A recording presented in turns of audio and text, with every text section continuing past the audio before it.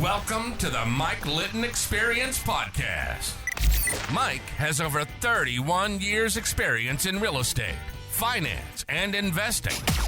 He's passionate about being a father, a teacher, a realtor, an investor, and a leader. Everyone has a story, and our passion is to help them tell it. And now, introducing the host of the Mike Litton Experience, Mike Litton. So what can you expect from the Mike Litton Experience? You can expect stories that will inspire, motivate, advice that will sharpen your focus, and expert information on real estate, finance, and market conditions. Ellis Miah, thank you so much for being our guest on the Mike Litton Experience. Like we talked about before we hit record, everybody has a story, and our passion is to help them tell it. So with your permission, we're going to start with where you were born, go all the way up to today, and then let's talk about some of the amazing advice that you have for people and some of the things that you're working on. Cool? Sure, absolutely. Appreciate you being here, buddy. Well, first of all, thank you for having me. It's great to talk to you. I'm excited for our time together. So tell us where you were born. I'm a New York City kid. I was born in Manhattan, and I grew up. The first part of my life would be on the Lower East Side of New York, which is a neighborhood that has changed quite a bit now, but that's kind of where I started.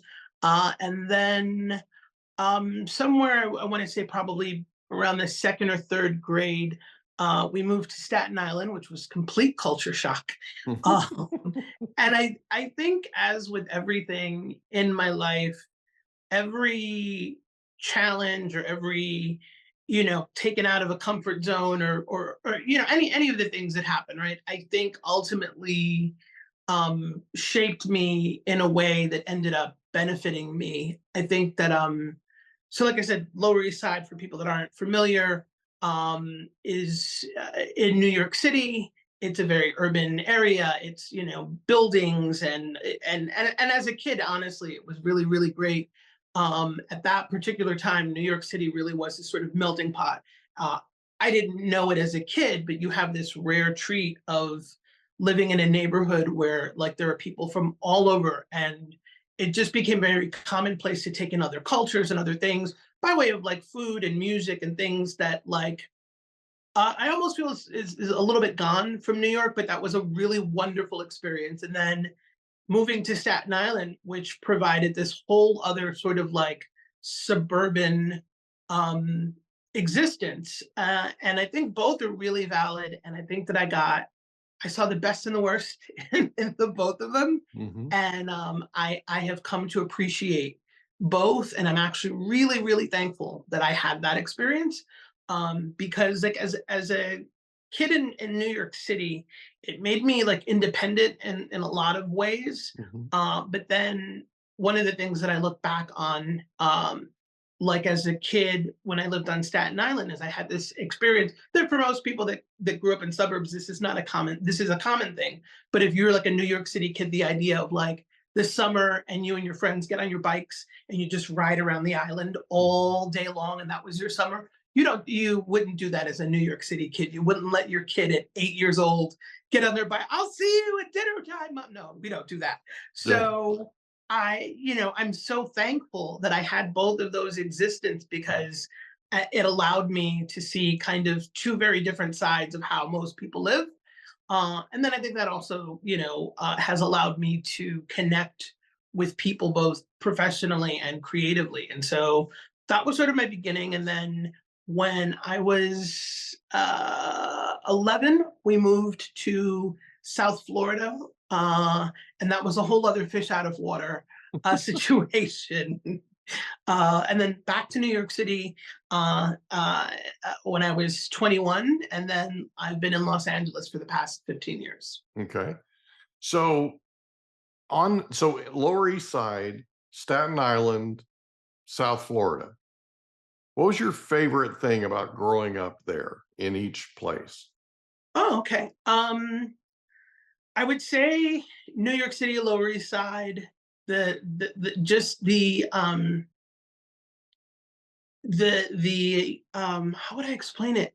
There definitely is a magic and an energy to the New York City that I grew up in. So I would say like some of my fondest memories. So the Lower East Side, when I was a kid, not the greatest neighborhood, but because we lived in New York City, my mother was able to create these situations where it really felt like the world was ours. So like some of my fondest memories would be like going to Washington Square Park, going to like one of the, if not the original, one of the original Barnes and Noble's bookstores when it was like this rickety multi-level bookstore. It looked like something out of Harry Potter, right? Yeah. And so as a kid, we had that. We had wonderful parks and bookstores, and then this is a highly debated thing. Which Ray's Pizzeria in New York City is the real one? I believe we went to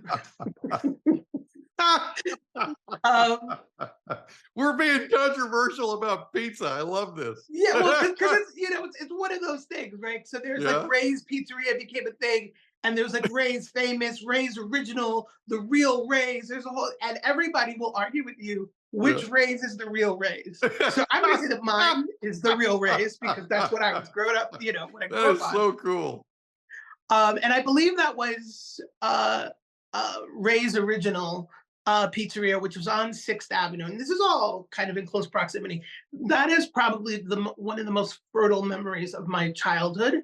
And then on Staten Island, I'm gonna be honest. Like I'm an '80s baby, Yeah. so I got to enjoy mall culture Yeah. in the '80s, Right. and in New York City. Staten Island was the Staten Island Mall was. I'm so thankful that I had that experience. I think in the tri-state area, the only other place it might have been better would have been in like New Jersey. Yeah. But like out of the boroughs, I don't think anyone else had a better mall than Staten Island. And that particular time of like hanging out and just like going to malls and the newness of music and toys and all of those things, that would be some of my fondest memories. And then Miami was where music really happened for me. It was the oddest thing. It really seemed like, and we're talking like early 90s, Mhm. there was a thing in Miami with music, and I just think people were like entrepreneurial, Mhm. and like it just felt like so many young people around me were getting record deals or trying to get record deals. I went to school with a kid whose sister was a rapper, and she was signed to Atlantic Records. And like that's essentially how it started for me. And so I think that is probably a big joyous memory for me about Miami. And then I got to experience what you would call like house music. That is probably the first time it's having a resurgence again now. If you're familiar with artists like Calvin Harris and a bunch of other artists now, this has happened all before. Yeah. And in the sort of 90s is when it started becoming popular here, where you would hear it on the radio. Yeah. And in Miami, nightlife was a very big thing. I was underage, but still got to experience that. And I would say that those would be the three of each place things that I've enjoyed. That's cool. That's really cool. So growing up, who was the most influential person to you? Michael Jackson, hands down. Hands down. Hands down. It would in this order, it would be Michael Jackson, Quincy Jones, and Babyface of the writing and producing team, LA, and Babyface, and then Teddy Riley. So that would kind of be the thing. Gotcha. Okay. So in high school, was that in Miami? Yes, correct. Okay. So in high school, did you have a favorite subject? I think it was probably yes. Okay, so for different reasons, I liked social studies, but we had an interesting thing. I went to a high school in Miami, and we were one of the. I don't know if it was just our high school, but we had a pilot program. It was a social studies class, but it was sort of a new curriculum, and it was actually African American studies. Okay. And It was the first year that they had it, and we hadn't experienced anything like it. My teacher was a teacher named Miss Wilson, who was just wonderful, and it was eye-opening, and it was one of the things I looked forward to. And then we had a TV production class because I think this was like a thing happening at that time, that like a lot of high schools and junior high schools had like closed circuit TV and radio that the students Mhm. would put on. And so we had a television production class, and that was led by a teacher named Mr. Bernard. And just learning about, which you're probably well versed in, about, how broadcast works and the rules and the idea that there's like a system to it, right? Mhm. So all of that was really fascinating, and learning about like news, and how obviously this has changed so much now, but how news is supposed to be objective and not subjective.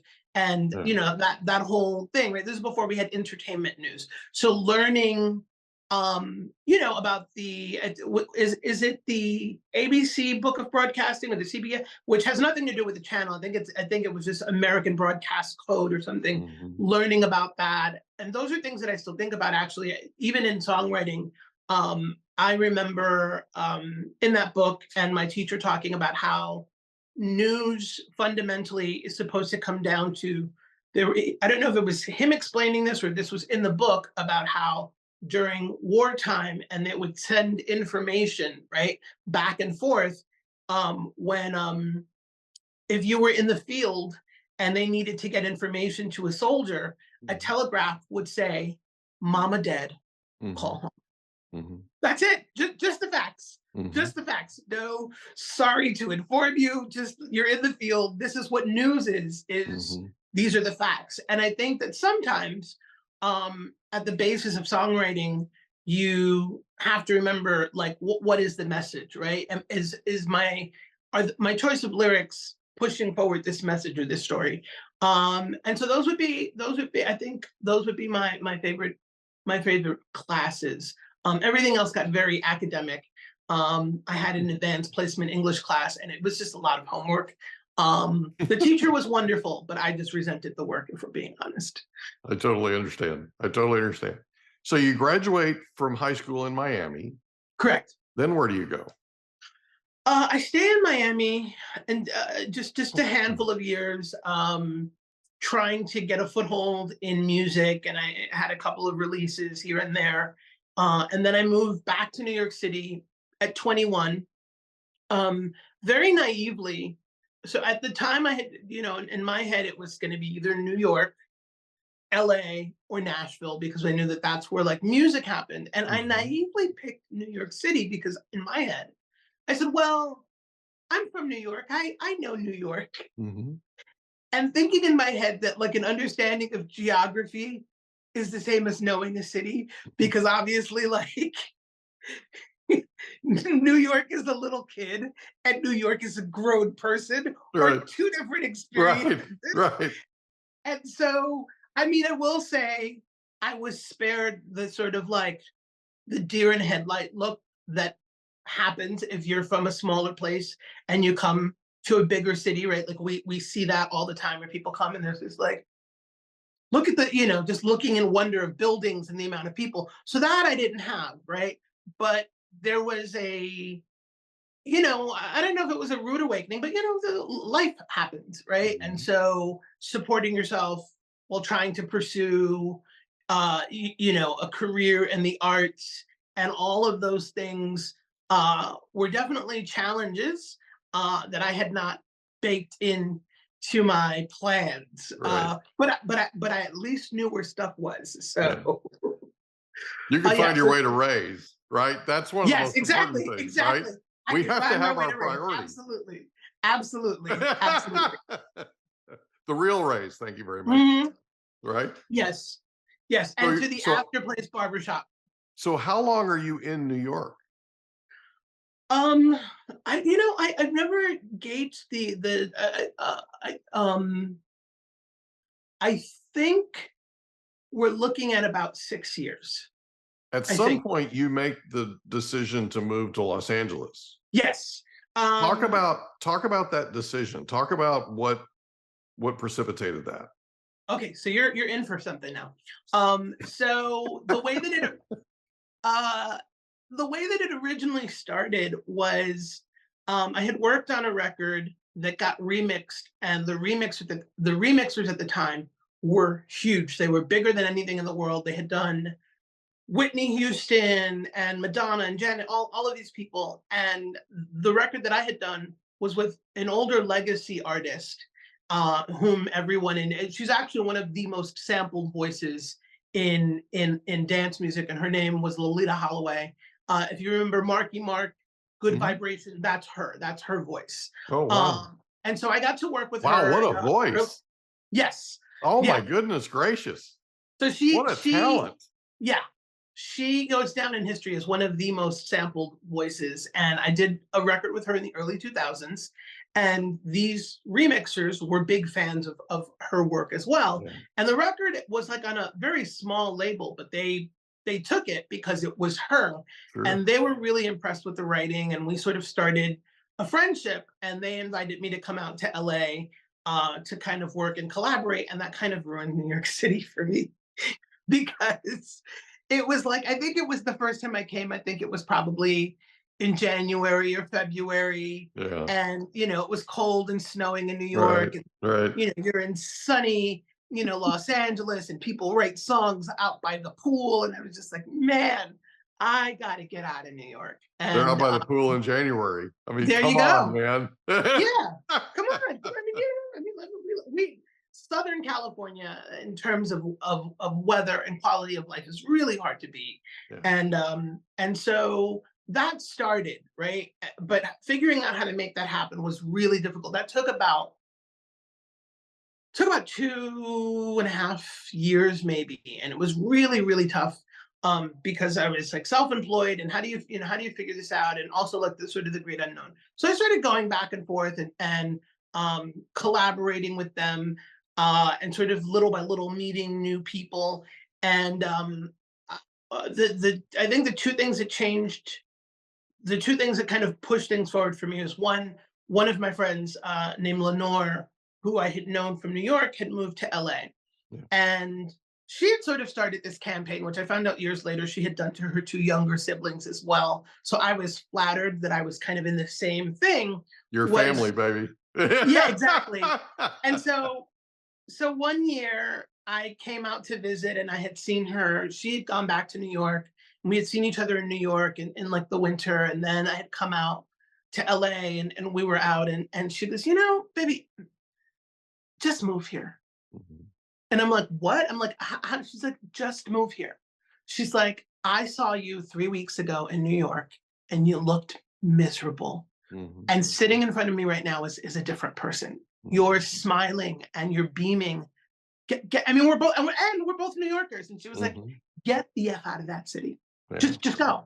And so there was that. And so that kind of planted the seed of you can do this, right? And she was like, look, get yourself a modest car, save some money, and just make it work. Yeah. So that kind of started it. But then there's like, okay, well, but how do you do this? And I think that went an entire year. And it was frustrating to me because I kept saying, well, I want to do this. I'm going to do this, with no understanding of how any of this was going to happen. Right. And so what happened was I got really frustrated, and my mother has a really great knack of giving you the right advice when you need it. And so we were on the phone. My mother is in South Florida. I'm in New York. It's like the dead of winter. And she's like, what's happening? And I'm like, I feel really beat. It's like another winter here. Mm-hmm. And I keep saying that I'm not, that I'm going to LA, and I don't know how that's going to happen. And I think you can endure anything if there's an end to it. Yeah. But the way that I feel is like I'm just going to be here till I'm not. Yeah. And I'm having trouble with any sort of motivation. And she says, well, fix that. I'm like, how do I fix it? She goes, set a date. Set a date. I love this. Yeah. So she says, set a date. It's so matter of fact, right? It's like, fix it. Yeah. Come on now. She says, set a date, decide in your mind, tell everyone, this is when you're going. Yeah. And put it out there, and Yeah. then work and move. And so that Go was the thing. mom. I was like, I set the date. I'm leaving in August. And at the time, my roommate was, I forget what she was reading, but she was very into being specific. And she was saying, you need to be specific in your ask to the universe or God or whatever, whatever the thing is that you believe in. And she said, don't just say that, you want to move to LA. Say that you want to move to LA and you want X amount of money in your bank account. You want a car. How old is that car? What is it going to cost you? What is it? And write it and think about it and put it out there every day. And she's like, don't get me wrong. You got to work towards it, but put it out there. And I did. And, miraculously, these things just all started to happen. I produced an artist, and my manager at the time negotiated that the entire production budget had to be done all in one payment. And that created the stability to say, okay, we can do these things and we can plan these things. And it just all of a sudden there was this new train on a track that was LA. And that is how LA happened. That's amazing. What an amazing story. Yeah, it is quite the thing. I love your mom, and I've never even met her. I will let her know that. She's awesome, man. She's awesome. All right. So she just picked up a new fan. All right. So you go out to Los Angeles and you're building your career. Talk about that. Talk about, you land in Los Angeles, right? You're working on different projects, production, that kind of thing. Talk about getting to Los Angeles and going to work. Like, there were things that happened like right after you got to Los Angeles, right? Not exactly. So I got to Los Angeles, and it was that thing where nobody cared. Nobody cared. Oh, just another person here, right? You're going to be famous.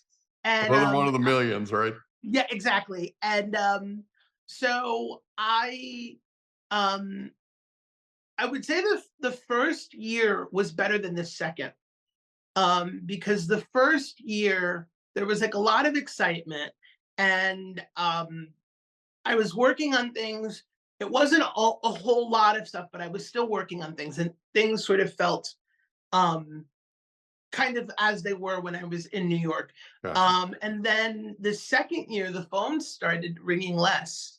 And that was a weird thing. And, I was persistent, and there's a thing when you're new, right? So when I was new, there were lots of people that would kind of meet with me, which was cool.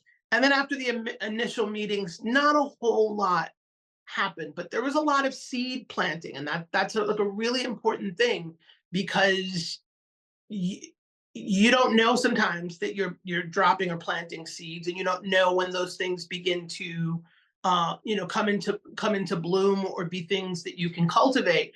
And so there was this period towards the end of the first year and the beginning of the second year where things got really dry, and the city also seemed really lonely. And I was fortunate because I had somebody gift me a bulldog puppy that I had really, really wanted. And he ended up being with me for 14 years. Wow. And I can safely say that there were some mornings in that first year and a half to 2 years that he saved my life, in the sense that you'd wake up and you'd be like, what am I doing in this city? Right. Like, no one know, like, what do you do? And that was my thing when I said earlier, naively thinking like New York City, like, oh, I know that city. Well, this was a different thing where you knew nothing about it.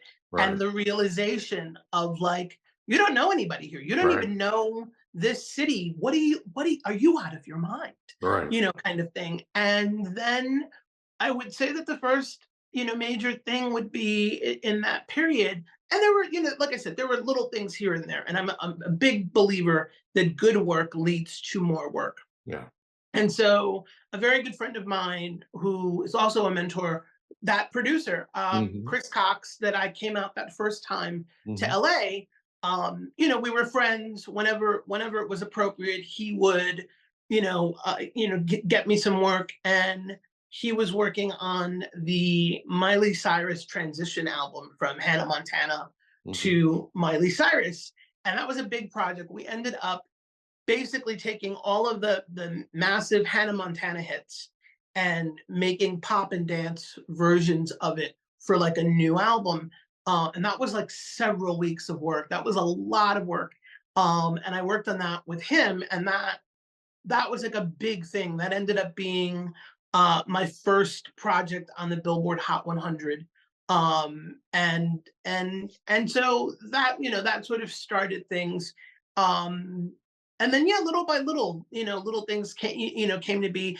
And like I said, some of these things, it was in that time that I first worked with RuPaul, and nothing initially happened with that. We did a bunch of songs, and then it was for a film, and it ended up not happening. And then a few film years ended later, up not happening. So we did a bunch of songs for a film. The film happened, but the music ended up not happening in that film. And then So they just chose to not use that music that you did? It was an ownership issue, because Ru is a very big believer in ownership in what you create artistically as an artist. And so that time, the film production company, that by the way had paid nothing for any of this, wanted to own these things that we had all created. And that was sort of the line in the sand with Ru, was like, you can have ownership on something that you didn't pay for. Right. And so it's kind of important. Right. And so if those are your terms, then we won't use this in your film. So the film, came out, but the music wasn't in the film. And which ended up really being a blessing, because at the same time as this film was happening, Ru was doing the pilot for Drag Race, which is now in its 20-something season. Right. And that came out, and Ru said, "Hey, I'm doing this show. Do you mind if I put this out on my own?" And so that, that was a couple of years later. And that, that one track kept our relationship going. And then years later, that relationship turned into me doing about 4 albums worth of material. So once again, you never know when you're planting seeds. Yeah, that's true. Yeah. And so, in all of that, these little things happen here and there. And yeah, that's probably the early part of LA. So when you look back at the early days that you were in LA, there was some real testing going on. You were being tested. Absolutely. And looking back on it, you can now see that a lot of that time where things were kind of slow, now you're seeing where you were planting seeds. But at the time, absolutely, it's hard to know when you're in the scrub, so to speak, right? When you're in the fight and you're doing what you're doing, it's hard to realize sort of the things that you're doing, good work, right? How that's planting seeds. So looking back on that, what advice would you give somebody that's maybe listening to this podcast and they're in the middle of that struggle? They're in a period similar to that. My things are always show up on time, be professional, do good work, and work with as many quality people as you can, and understand that like successful and famous is not the same as quality. Yeah. And so, if you are meeting new people that aren't quite where they need to be, but they also show up on time and they do good work with those people and work with as many of those types of people. That is really what the discipline is. And I think the other part of that is focus on, and it's so easy to say, well, do what you love. Okay. finding enough people and things to do the things that you love is a task. And I think if you remember what your directives are, the things that you enjoy, the things, the kinds of things that you want to create, or the kinds of people that you want to be creative with, let that inform your decisions and work with as many of those people and work on finding situations to find more of those people that way. And at each point, it's somewhere different. It might be going, in terms of music, it might be going to, open mics or industry, sponsored events where, and when you're in those spaces, remember what your intention is not the shiniest, most famous thing, is people that you can, you know what, I could actually see myself working with you. That would be my advice. Awesome. So let's talk about the RuPaul thing for a second, because Sure. I think this is a real pivotal moment in your life and in your career where you're working with RuPaul on all this music. Then Ru does and by the way, let's back up. What was it about RuPaul that made you want to work? Well, at the time, I as a kid, watching RuPaul through that supermodel era, that first song, and then the VH1 TV show, it was definitely a sort of like a wow moment for me, admittedly. And if you look at it, he was already at that time at a point in his career where it sort of seemed like the luster was wearing off. Nobody really knew what was coming, next, right? Which is such a great lesson and story. And I've definitely gotten inspiration from that. And so it was really like, oh my God, when I was a kid, I loved your stuff. And like, you want to work with me. This is awesome, right? Yeah. Like the number of texts that I sent to my friends, like, you have no idea who's on their way to my studio. And so that's how that started. That it was really about 90s RuPaul. So how did you meet RuPaul? We had a booking. Okay, so RuPaul and Lady Bunny have been friends for years, and for a time, Lady Bunny and I had the same booking agent, and so Lady Bunny and Ru were in a film together, and so my booking agent at the time, being an actual hustler and somebody that was really out there trying to get work for their clients, is, you have these two people in this film. Why aren't they doing music? I know somebody that could be doing music. And so he got the film production company excited. And then, Ru and Bunny liked the idea. And that's how that started. Awesome. That's cool. I love that story, by the way. I love the fact that, so here you are working with RuPaul, who you admired for years, right? And you do all this work, and then the production company ends up wanting to abscond with your work, right? And take ownership, that's got to happen every day. Yes. Right? It's got to happen every day where people come in, corporations come in and go, I want ownership of that. Yeah. But I don't want to pay for it.